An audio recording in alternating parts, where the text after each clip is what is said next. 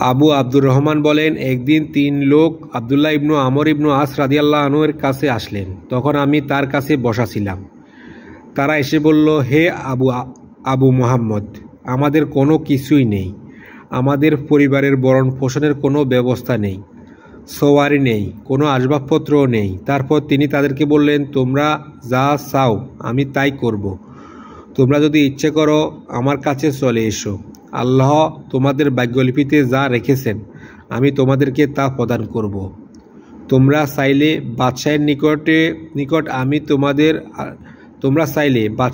আমি তোমাদের আলোচনা করব, আর তোমাদের মন চাইলে তোমরা সবর করো। আমি রাসূলুল্লাহ সাল্লাল্লাহু আলাইহি ওয়াসাল্লামকে এই কথা বলতে শুনেছি যে কিয়ামতের দিন দরিদ্র মুহাজির ব্যক্তিগণ বিত্তবানদের চেয়ে 40 বছর আগেই জান্নাতে পৌঁছে যাবে।